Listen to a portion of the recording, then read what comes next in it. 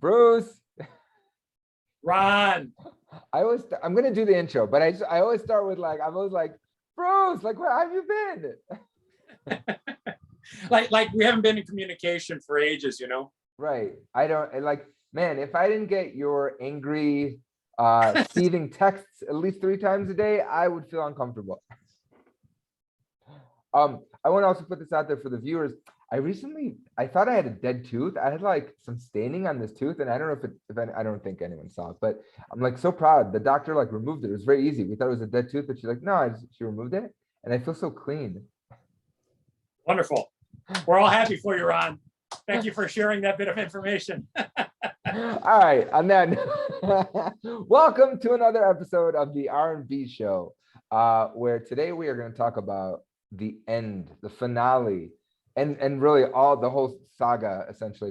And it was really just a backstage saga ultimately, of the Obi-Wan Kenobi show, a show that Bruce has been belly aching over for years.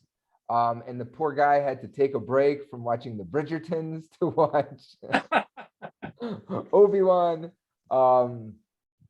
Bruce, how are you holding up, my friend? How are you feeling? What's going on? You know, being a veteran Star Wars fan, you're used to that feeling of what I like to call anticipation, you know, so much anticipation, and then, you know, eventually Lucasfilm kind of letting you down. But you know what? I will say this, Ron, and I think judging from our text, we'll have to see how this conversation goes. I feel like we may have flipped light and dark side from our last conversation. Mm-hmm. But I have to say, overall, I'm surprised to hear myself say this, but I think I'm satisfied with the finale. I feel like we broke even for me, mm-hmm. which was probably more than I expected at this point, you know, but I think while not fully sticking the landing, I will say that the finale was probably better than anything that, you know, the prequels or the sequels gave us in terms of a satisfying conclusion for me. So I think overall, you know, history will judge us in a very interesting way because we'll see generations removed or whatever. It's provided a lot of interesting online chatter and conversation. And I think large part of it we'll probably get into today. I'm glad you brought up generations, because here's what, at the core of it, here's what I kept thinking the whole time. And I just did a rewatch. So I went through a second viewing and I made it to about to the 5th episode, half of the 5th episode. And it's got me thinking big ideas. And to your point, you go as an old school Star Wars fan. This is the thing. It's for, I don't want to get you upset. It's not made for us, right? Lucasfilm, honestly, since 1999, has moved on from us. For sure. We are trying to reclaim, right? We're trying to reclaim our youth. We're trying to reclaim 2.5 good movies. I mean, I like Return of the Jedi, but like, I mean, half of that movie is unwatchable for a lot of people. It's an accurate assessment. Right? Like half of that movie, people are like, once it gets in the Ewok land, people are like, I'm out, right? Yeah. So they gave us that, but those movies are so good. They're on such a high level. They are the standard for storytelling, for effective filmmaking, for trilogies, for franchises, for multi-platform storytelling, right? Those established, those are amazing because we had the toys, we had the sheets, the cereal, but especially those action figures, books, the comics, everything. Yeah. Right. So that we got to live in that world for so long. But it's really, I mean, again, it's all germinating from 2.5 good movies. Then we get into the prequels. Then we get into the sequels, right? So where I'm so conflicted is I go, nothing really matters here, right? Like, because you have the prequels that showed what, that undid a lot of stuff. So Lucas himself goes, fuck y'all, I'm going to do whatever I want with these, right? So then you have to like fit those in. So you have that. Then it doesn't matter because nothing that happens at the end of Return of the Jedi matters because there's the First Order somehow. We'll never know how that happens. All right. Mandalorian kind of talks about it, but well, who cares? Like, who cares? Like, I thought that was a big win for us, but no, it's not. It doesn't matter, right? So now we're going back here. We're going back here. We're going back there. Like, we got the Mandalorian right after that. Like, all these are interesting time periods for sure, right? But when you then bring in legacy characters and you don't care about the people, the old fans, it becomes like, what am I watching? Like, what am I watching? So positively, if I'm being level-headed and I'm being calm, I go, well, I'm just watching a show that exists in the universe that I care about. And it's half hour, 45 minutes of mindless popcorn, like Yeah. popcorn film, like just it's fun, right? But I'm not, why am I not okay with that? So my whole thesis is I wish I could move past this commitment to the past and looking for my childhood. When I see a stormtrooper, I want to get like, not these new fucking stormtroopers with their, like they look like they're all like futurized, But anyway, that's my long story. Yeah, no, it's interesting that someone did a YouTube video recently, also making the same argument that he kind of objects to the fact that a lot of people say, hey, none of these movies were ever really good to begin with. They were always designed for kids, and they all have flaws and stuff like that. And really, we shouldn't be holding off to such a serious standard.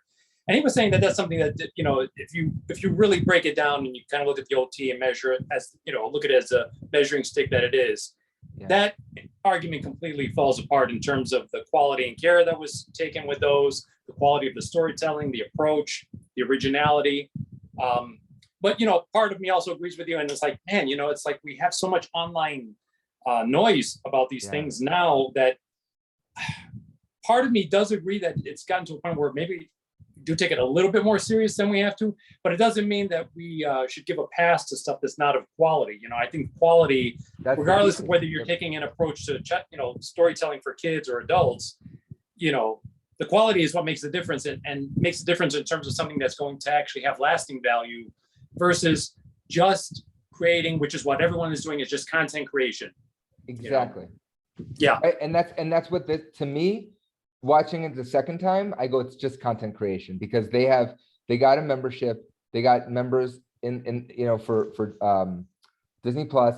They were stuck in a pandemic, and again, I forgive them for it's how stressful must it have been, like they're in a pandemic, they're not working for months at a time, then they're getting this opportunity to work again. Now, like you and I were talking about this, that the stress on the set that I think contributed to the lack of what I perceive as quality, or what I felt was lack of quality. I go, it's probably as simple and as stressful as, do we shoot this again because the performance isn't great? Or do we just thank our lucky stars that nobody was sneezing in front of Ewan today, or that Ewan's not coughing or has a fever? Let's just call it a day. Let's just call it a day. That we got it, right? Like, I think the stress that they're under had to affect them taking meticulous, like Kathleen could have called her friend Steven and he couldn't have made a better movie, I think, or a better show. Steven Spielberg, I don't think could have made a better Obi-Wan Kenobi series with that stress. You know what I mean? I mean, I'm sure, that's debatable. I mean, and that's definitely, and it's one of the fundamental flaws of this entire project too, because something like this should have been top priority for Lucasfilm as a movie. As a movie, as a big budget movie with a big budget feel, and with a high priced director. Instead, I know you're going to make your defenses for Deborah Chow, but I think having a high priced quality director and writer on this, that was one thing. And it did affect, having it be a TV production. And again, maybe being filmed during COVID, some of the production value was compromised.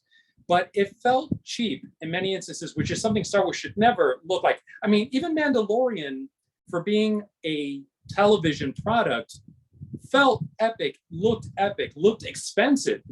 This, a lot of people have made comparisons, like it looks like a CW show, and I can kind of see that argument for sure. So that's one of the flaws that was persistent throughout this whole thing and compromised ultimately the final product. 100%. Look, I want to make an argument though. I want to go back to my comment about Steven Spielberg. The reason I was like, Steven Spielberg also, I don't think could make an effective Star Wars movie outside of the ones that he might have made. Right? Because I think Star Wars as a machine does not allow for a high profile, high ticket director. Look at Ron Howard, Solo, right? Look at okay, so Taika Waititi is going to have a chance, or J.J. Abrams, right? Like J.J. Abrams, that one worked. Force Awakens worked. It got through. And if you watch it like a second, third, fourth time, Ryan Johnson and Auteur, we know how we feel about that, right? So I don't think having like a director with a clear unified vision, like a Tim Burton or a Quentin Tarantino, or like an auteur like that. I don't think that works. How about a Christopher Nolan? Ew. I don't know why my response is ew, but like I'm having ew. Are you I had to throw it out there. I had to see what your reaction would be. Great point. Ew. Great point. What about a Christopher Nolan? Right? Because I mean, God knows. I mean, you put him anywhere, it's gonna work, right? Man of Steel. Or a Zack Snyder, right? Why give Zack Snyder a Star Wars universe? Like, ew. Right? So I think I don't think it lends itself, because the man that made it himself, the auteur himself, couldn't even direct 3 of them, Yeah. So I think it's so problematic, but you have someone like a Dave Filoni, I mean, who just gets it, who just gets what we get. Yeah, and my feeling is that when it comes to the legacy characters, if they ever do anything more moving forward, it should only be Filoni doing the legacy characters. I don't think anyone else should be handling it. And it's, again, for me, I've said it like our first 2 videos in this epic trilogy of ours. It's tragic that Filoni did not get his hands on these characters, because he knows them so intimately from Clone Wars, and he just gets the George Lucas feel and aesthetic. And, anything that he's actually been hands-on directing, even, his episodes within Book of Boba Fett, was the best stuff in that. Yeah. So no doubt, with the right budget and him, having the time to kind of do this right. And that's why this should have been, again, top priority, because top priority, this would have been an epic film, and it deserved to be an epic movie, not just some 6-part series. And then it would have had the time and care that Doctor Strange, that or Multiverse of Madness, that No Way Home, right? Like those, they had the same probably amount of time for a 2.5-hour film versus this sprawling, got to fill the episodes, yeah. So I agree with you. Should have been a movie, just should have been a movie. Should have taken the time, but that's not what we got. So, but okay, double down. Let's say they get a really big director, not Dave Filoni. Let's say the Jon Favreau, right? Let's say they give it Jon Favreau. They go, John, can you take this and make a 2.5-hour movie of the sequel to this? I can tell you right now, I'm in. Because the stuff between Vader and Obi-Wan is fascinating. It was great. All the stuff, if they had, even with this show, had they just focused on that story and given us more psychology instead of just the action, the psychology in between and what each of those characters were dealing with, again, it would have been great, because any of the Vader, Obi-Wan stuff I was satisfied with. In the end, I'm actually satisfied with the arc for Obi-Wan, unlike I think a lot of people online, but I was personally satisfied with what they did. Again, it's a strange thing, because on paper, they gave me everything I wanted, hit all the beats I wanted. Yeah. But the delivery was so ham-fisted that it ultimately hampered the impact of what those moments could have been. Because you see it in the, I don't like doing things episodically. I'm sure a lot of people feel the same. It's better to binge it, right? Then it feels like it's a cohesive thing. But that first episode is actually solid. I don't think I have any complaints to that first episode. Oh, I'm sorry, I do have one complaint. But I'll talk about it in a second. But that first episode from the Obi-Wan side gives you everything you'd want. Everything, his whole journey makes sense. He's been alone for 10 years, right? He failed. He has PTSD. It all makes sense, and he's like a butcher. And you're like, wow, that sucks.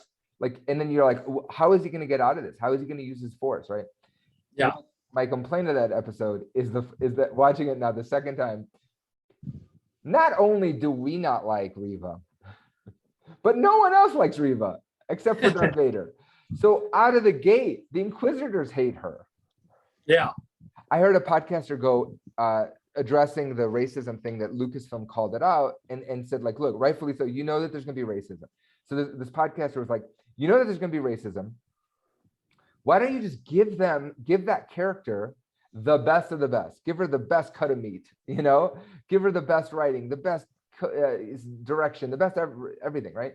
And they didn't. And it's like I was dumbfounded by the first 3 episodes. The other Inquisitors hate her. Yeah. They're so annoyed with her. You're not helping me. Nobody likes her. She's the most unpopular kid, and not in an underdog kind of way, So anyway, I thought that was my one complaint. But yeah, to your point, God, it should have been a movie because the potential was there and it just went off the rails.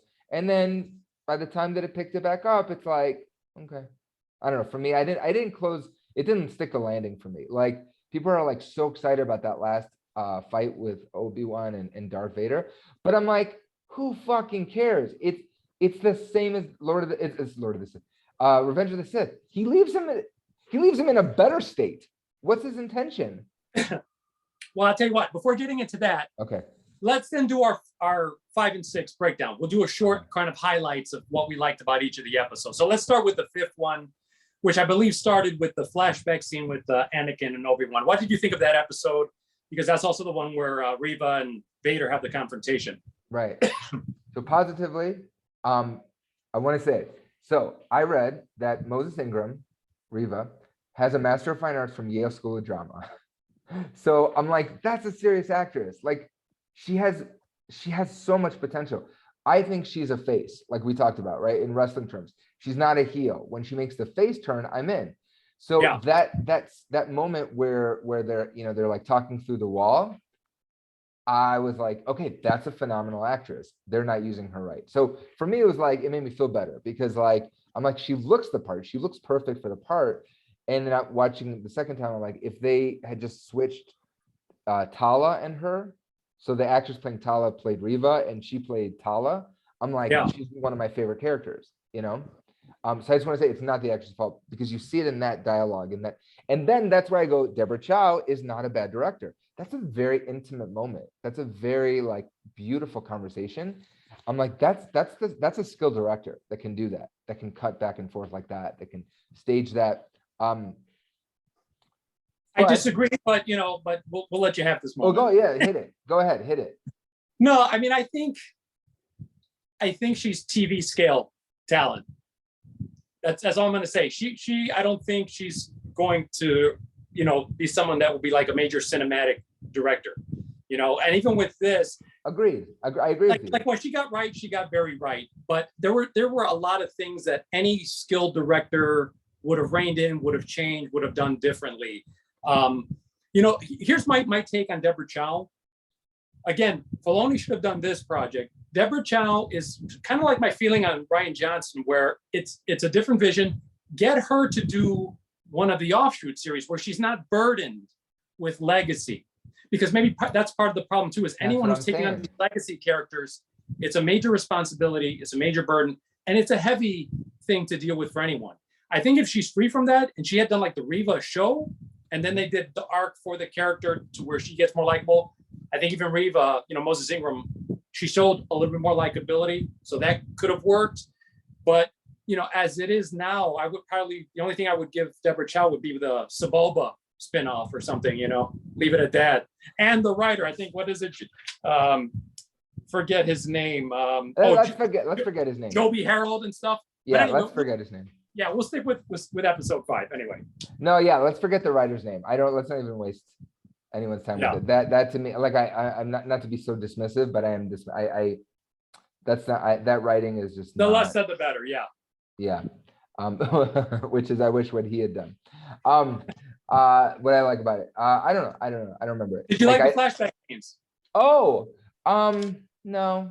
Aside from the fact that the aging was barely present, Yeah, like I know you were excited about seeing Obi-Wan and Anakin train, but it didn't do anything for me. I don't know. Like, am I callous? Like, it really didn't move the needle for me. Like I like it because it's the scene that I always felt George Lucas should have had in Attack of the Clones. There was never that proper training scene. So this is something that I felt, in my imagination always kind of existed, that scene with them actually training, and it served a little bit of a story purpose too, in terms of like, okay, what are the weaknesses of the character and all of that. So I liked it. I actually did like it. And it was the old style of fighting, which I'm glad didn't transfer to the actual fight later, because I'm not a fan of the prequel fighting or the twirling. The stuff. Way overly choreographed. But this was a nice throwback to that for the people who wanted to see some of that in there. Yeah. For me, the scene, I don't know if it's the 4th one or the 5th, maybe it's the 5th one, when Obi-Wan's in the Banta tank. Benta. I believe it's the fourth one, at the beginning of the fourth episode. And it cuts between the two of them in the tanks. Yeah. Like that's the stuff that for me is like better than flashing back. But I mean, now you say it, it's like I know, why does it, like, it's so funny, there's not a single scene of that in Attack of the Clowns. Yeah. Like there's only one other scene that matches that back tank scene, which we'll get to in our analysis of the sixth episode, because there were only a few moments where this show really hit the space operatic epic heights, there were so few and far between. So, when we get to the next episode, we'll talk about that. What did you think about Vader handing Reva her ass? Because I personally loved it. I loved that they made no pretense that she was anywhere near a match for him. Dude, man, it's like, again, like after that, again, in episode 4, there's the interrogation scene. So like, I don't understand why she's interrogating, like this is building to this point. I go, for her to do I don't really understand what she wants. She wants Vader. She's using Obi-Wan as bait for Vader, but she's next to Vader all the time. And Vader's the one that she knows killed all of her family. So why is she torturing Leia? Like she's about to torture Leia. Like that's not, like she's not acting there. She's about to torture Leia. What she's trying to figure out where the Jedis are. It's kind of circuitous route to him to get to Vader. Yeah. But she tells Leia that he's dead already. Yeah. Which I know that she knows he's not dead. So it's like, it's very circuitous. Like she's like, you need to tell me where they are. And Obi-Wan's dead. Well, so like, why does she? I know that she knows Obi-Wan's not dead, and she thinks he's hiding where Leia thinks they are, but like Leia doesn't know. I don't know. The thing was, it was just like things like that are just like, you have all these beats for this character that when even Vader hands her ass, I know she's not going to die. We just did a whole thing where she didn't kill the Inquisitor. So it's all worthless. Like it's all like, it's like her whole arc was worthless in the end too, because as we saw by the payoff in 6, it's like the character served no real purpose. Even the tension with the Inquisitors, which you thought was going to be part of the payoff in the final episode, it never happens. No. It's so.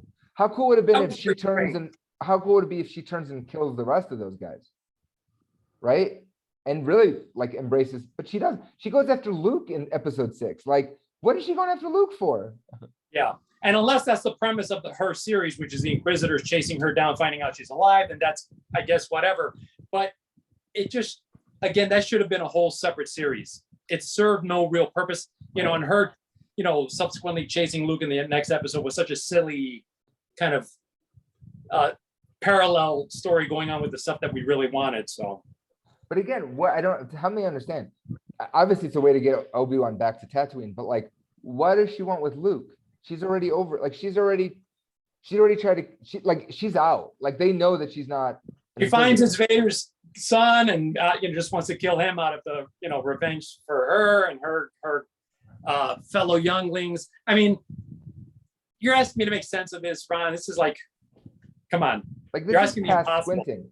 Like I was listening to a podcast about Batman Returns, 1992 Batman Returns.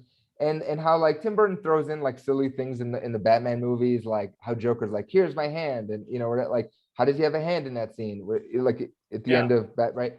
Like okay, like it's just like you're like we're in a comic book land, but this is like too much. Like this is like too much squinting, too much like, well, it's because they told me so, Yeah. So, and I heard a really good podcast talk about how the argument could be like, well, Vader does a heel turn or a face turn at the end. No, Vader, and the guy's like, well, no, Vader dies. Like, yeah, because there's no redemption for him. Like, there's absolutely no redemption. I think they were going to kill her off at one point, Reva, and then they were like, the show is doing so well, and like, I don't know anyone that has loved her, but they're like doubling down on their agenda, right? They're like, no, she's a great character. We think she's a great character. We're going to keep her alive because it's the right thing. No. Despite getting impaled with a lightsaber and another Inquisitor getting impaled with a lightsaber, and Qui-Gon's like, what the hell, man? Qui-Gon. Yeah, I mean, he dies. He's like, I'm a Jedi. And I like, what? Oh, I mean, to that point, yeah, like Darth Maul lives. Like, that makes wow, I never thought about that. That makes no sense. Yeah. All right, let's get to this damn episode 6. Okay. All right. Wait, Bruce, tell me what you love. Tell me. All right, Bruce, I've been talking too much. No, actually, I mean, all the points as usual, what you're making are good. Yeah, you know what? Surprisingly, again, for me, this was my favorite saber battle between these two characters. Again, because it's not the overly choreographed, that Nick Gillard style never really sat well with me, and it was way too much by the time that we hit Revenge of the Sith. That fight, it really needed to be so much simpler for the psychological impact. So I felt like this fight was a fight that should have been. And, it's better than just the primitive fight that they have in A New Hope. It just seemed more grounded in a more realistic fighting style, which is one thing that I will give the sequels credit for, is that they've grounded the saber fights a lot, even though a lot of the prequel lovers hate it because they prefer that twirly acrobatic style. I never did. I much preferred this fight. And, this felt dramatic. This felt epic. I love that we finally have Obi-Wan, probably the most powerful that we've seen him ever. So I love that piece of it. And that scene, that final scene between Anakin and Obi-Wan, that is the only time, other than that back to tank scene that teased it, that again, it hit those operatic heights for me, very, very dramatic and emotional, as any of the best Star Wars that we know has done. But it's like, what does he say though? He's like, don't be mad at yourself, right? That's what Vader's saying. Listen, I can't breathe right now. I killed him. I killed Anakin. I killed it. Like, listen, I just want to use my last ounce of breath and just tell you, you can forgive yourself. We're okay. And then Anakin goes, thanks, my friend. I'm gonna go. You good? I'm okay. Like that, right? Like that's how he still didn't kill him. You had one mission and you didn't do it again. You had a second. And this is like the second opportunity that he has, and this is the chance to do it right. So that was always going to be a problem, because none of these characters can die, right? Because they carry on to the next thing. The more dramatic thing would have been after they had that exchange. If you were doing this as like a fresh original story, would have been Obi to do the mercy kill, because the character's gone, his friend's gone, and that would have been like of mice and men type of tone to it and stuff like that. And he says it.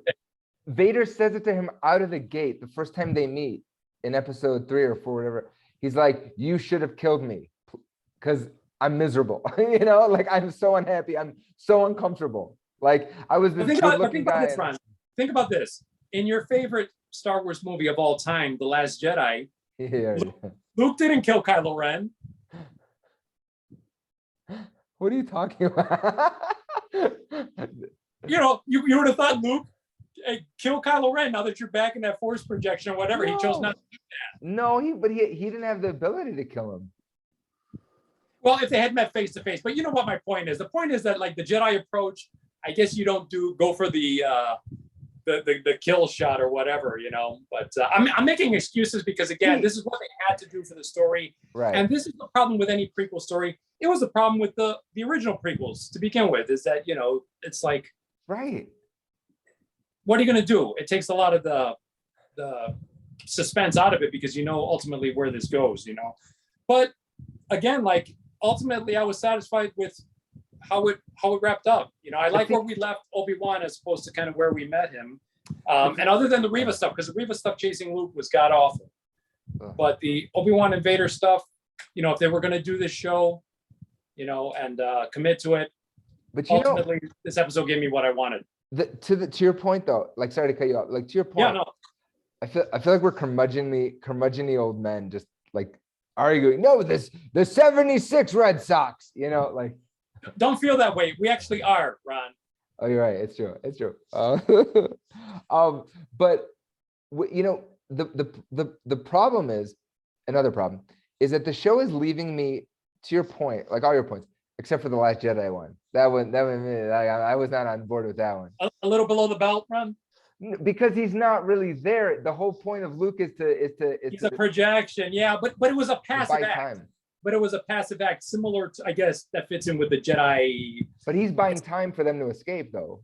It's a but at the same time, he never would have had the heart to do that and to kill Kylo Ren. I think he tried in the first place. Well, I mean, like, it's so stupid even talking about that stuff. Like, I know. Like, I'm using that, like those stories. Why are we even discussing that film, that sacrilegious, blasphemous piece of garbage? I know, I don't take it seriously. Like, I can't believe I'm like, to me, that's not canon. That's alternate timeline.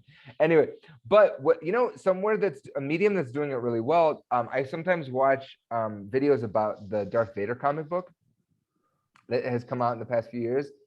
And it paints this like tortured soul, this character that's so fascinating, and like, and it's not like those first like few years of adjusting where first of all, nobody knows who he is. And he doesn't have the impact when he walks in A New Hope, the first time you see that movie, and he just like, and David Prowse too. I mean, like, this also made me want David Prowse, like, which is not possible, but like David Prowse had like the presence, yeah, and the stature in it, right? So they're like, in the comic books, they talk about how the Emperor like messes with his suit and puts him in this. It's almost like he like controls his power because he doesn't want Vader to be too powerful. Yeah. So the way the suit is constructed is not the most like I think Grievous is almost stronger than Vader, the way he's constructed. And so this show that did a good job. And I go, give me that. If you want to give me a Vader spinoff of the first year, like year one Vader, right? That's a show that to me isn't going to fuck with any continuity. It's purely technological. It's fascinating. Yeah. And how he comes to power. That's interesting. They're never going to do that. It's too logical.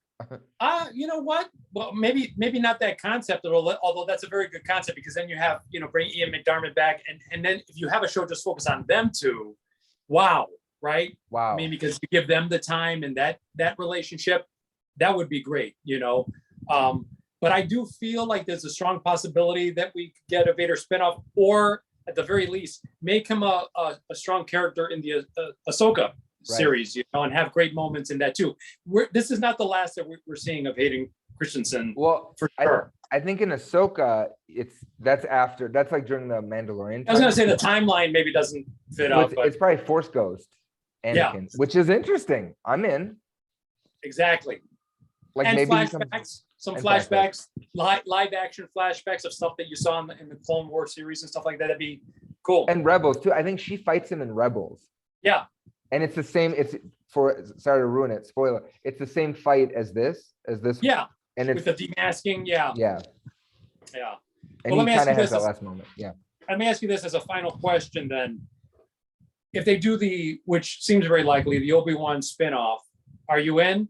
For me, I would say, based on this, which I didn't think I'd feel this way, but now that we got him looking good, back to kind of full power, we got Qui-Gon with him. If they're gonna do it, if they do a Kung Fu style series, because now he's not committed to watching Luke, so he can kind of go off on different missions. If it's all about helping the underground Jedi, that kind of thing, it could be cool. Get different creative behind it though, for sure. Not Deborah Chow and this writer again. Get different creative, but I think the potential is there to do another good season. I mean, Ewan's just too good in this role to not take advantage of that. There's still a lot of time within, between this period and when we get him in A New Hope. So I'm more open to it than I thought I was going to be coming off of the finale. What about you? Like, I encourage my ex-wife to date. Like, we're really good friends. Like, we talk about it. I'm like, good for you. Like, that's awesome. Like, I don't want to, I don't know why no one's offering me a second ride on the merry-go-round, but like, like, I'm like, like, because nobody wants a second ride. I'm like, let whoever ride the merry-go-round. That sounds terrible. You're sounding like Ric Flair with Space Mountain. I'm just saying, I'm like, that's something I'm not gonna like.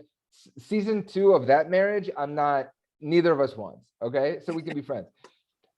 The reality is as passionate as I am and as like conflicted, I'm always gonna come back for season 2 of all the shit.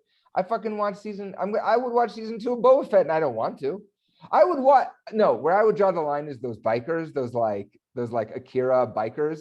That's where I would draw the line. I would watch Arriva. Whatever the hell they were, yeah. Whatever they were, like the Bebop riders or whatever. I would Riva. I'm like curious about Arriva, like an Inquisitor. Like because this show does set up interesting things. They just didn't have the time to do it. So I'll forgive them for this one, is my realization through this conversation. But like a Reva show where she is maybe goes back to her Jedi ways. If Lucasfilm could just appreciate that some of us like Jedis, then we'd be fine. And she'd be a great way to introduce this like underground Jedi like society that could come up at the end of or that could be reintroduced like in Ahsoka, right? Like 10 years later or whatever. What is it? Like, I don't know. I don't understand that timeline. Yeah, and if they're going to take like a Marvel approach where there's going to be all these tie-ins, and you can do that and have the Reva show, I mean, potentially coming out of this, they got 3 spinoffs. Got the Reva show, which no one's really asking for, but they have potential to do something with it now that she's a face. But it's got to be different from the Ahsoka series, which I think is going to be Jedi centric. She's a Jedi, you know. Well, so, she would claim that she is no Jedi. Yeah, that's true. But come on, you know, in essence and in action, she is. You know, she's a samurai. She's more of a samurai. Yeah, okay, more of a samurai, but you know, wink, wink. So you have that, and then you have the Obi-Wan series. So you can have this kind of satellite thing going on, you know, which is what I think they seem to be kind of going for. I don't know. Bruce, here's my to your point. Here's my bottom line question back at you. Okay. Yeah. 12-year-old Bruce is handed this show. Obi-Wan? Yeah. What do I do with it? Are you I feel like am I happy with it? I feel like I was so dramatic just now. I was Jeff Goldblum. 10-year-old is given the show. Do you like it? Yeah, of course. Right? Like, what do you like it or you hate it? 10-year-old. No, you know, it's funny. I was thinking about that, and I think as a kid, I would have liked it because I would have been free of all the, you know, over analytical. I would have just taken it for what it was, and I probably would have been free of expectation. You know, because again, we've all knowing these characters. It was kind of the problem that the prequels face is that we all in our minds wrote a better version of that story, right? So this show, what it suffered from was that instead of taking it for what they were giving us, we were all going in with like this wish list of stuff and beats that they had to hit. So, but I think as a kid, for sure, I would have enjoyed it. But, okay, I'm sorry to keep. This might be a longer episode. We have to. You and I need closure. Because moving forward, there's no closure for this, Ron. This was, like I said, for me, it feels like the end of a thing because really, they're going to do some more content and stuff like that. I don't have any faith in the directors that they have for the actual movies that are coming up. Right. I don't have faith in the creative direction. The Filoni stuff, the Ahsoka stuff will probably be very good because he created that character. He knows it intimately and he does good work. So that could be very good. But honestly, as far as like being connected, that's for a younger generation. I'm not as connected or invested in this character or those characters moving forward as I was in these legacy characters that have all been pretty much plowed through. So, you know, they did what they did. I'm not happy with it. What's that? Or made CGI. Or made CGI, yeah. Which like obliterates any possibility of like something actual sustainable, you know? Yeah. But see, but that is closure because I don't think from moving forward, I don't think we have any expectations anymore. No, I kind of wiped the slate clean with this one because this was the last of the things that I wanted to see done. So we got it. And again, going into it, I knew who the creative people were behind it. Right. I knew they were doing the television project. So my expectations were already sort of recalibrated from what they would have been when we first got the announcement that Disney acquired Lucasfilm. Now that we know pretty much what the I guess agenda and the direction is of this, you know, I don't have any high expectations for anything, and it's kind of a way of letting go. Right. That's closure. It's not for us. And I want to double down also and say, you know, this conversation helped me articulate and like hopefully like if someone's watching this, if you felt this way, like right on, like we're in it together. I think you helped me realize what I was looking for. And I never asked for a prequel. I never had a vision. Like and I played for hours and years with the action figures, with the original Kenner line. Like, oh, like you and I will like send each other pictures of them, or, you know, when we see them. Yeah. Like, you know, and I'm just like, my heart just fills with so much love. And I never did a prequel with those. I was never like, Oh, you know what I should do? Today I should do the story of how Obi-Wan defeated Anakin. Oh, this is so exciting, right? I Yeah. never did that, and I never did. Oh, I should fill in the gaps between New Hope and Empire. I never did that. I was always like next step, right? Like I was like, okay, now I have Luke, I have Han, I have Leia. What do we do? Where do they go from here? There's no Empire. Luke is like this Jedi. Luke is probably training other Jedi, right? Like we didn't know about Force sensitive, but like we thought he was the last one. But like there's, to me, I don't give a shit about any of these timelines except for Mandalorian. You know, and The post Jedi period, right? Because that's always what you had wanted to see continue. You know, once they ended that initial saga, all of us would have loved for that to kind of, you know, carry on. right. And so there was such a gap and such a desire for that. Yeah. That's when they lost us. We felt like our generation fell through the cracks between Jedi and Force Awakens. Yeah. Right. So there's no way to get it back. Had Force Awakens come out in, you know, for us 1995 or something, I don't know that they were even considering it, but well, no, because you want to do the fucking prequels. So let's say Force Awakens comes out in 99. That's a different experience. Yeah. Right. Like that's a cool experience. We would have been on board, but I didn't care about the Old Republic or not the older, like I didn't care about I didn't care about the political stuff. I didn't care about like, I already bought into the fact that there is no formal Jedi council, or like I didn't care about any of that. I took what I got from Obi-Wan from Yoda, and I was like, okay, that's awesome. This is where we are. We're here. I didn't need to see all that world building. 3 movies or 20 movies now of world building. I didn't need that. I wanted to see a sequel to Return of the Jedi. That's all I wanted. You know what? I was interested in a young Darth Vader and Obi-Wan series because of those characters. And I thought that, again, you know, had it been done differently, that could have also been equally epic, you know, because again, awesome characters, kind of a teased backstory, a fallen hero.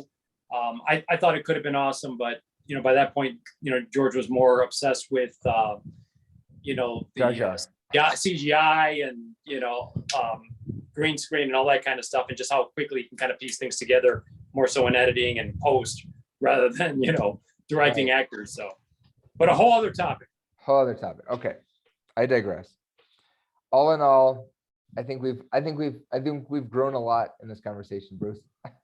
And we've capped off our own trilogy, our own Obi-Wan trilogy. Yeah, episode 3 for us. All right, I don't know. Anything else you want to add? Final thoughts? No, just you know, if you're like this episode, obviously you know, subscribe and all of that. But also there is other Star Wars related content on the channel, including an epic. This is one of the first videos that Ron and I did. It was called Balance of the Force, an epic look at the prequels versus sequels. So anyone interested in that, we definitely took that heads on. So I think you'll enjoy that. Yeah, that's great. And check out some of Bruce's, all of them. Bruce's solo episodes talking about musicians and like legends of rock. So like I watch these, like I'm so fascinated how much people can learn just from watching you talk about an album, like one album, like the Prince, you know, the Prince DVD or whatever. Like I learned so much about like Prince anthology in and of itself, or Prince musicology. I was like, whoa, cool. So Bruce is a rock star doctor. Thank you, Ron, and thanks for joining me on this Obi-Wan journey. The Force is strong with us, Bruce. Oh, always. I just wish that our legacy characters weren't CGI'd anymore. Okay, that's all. Peace. Peace.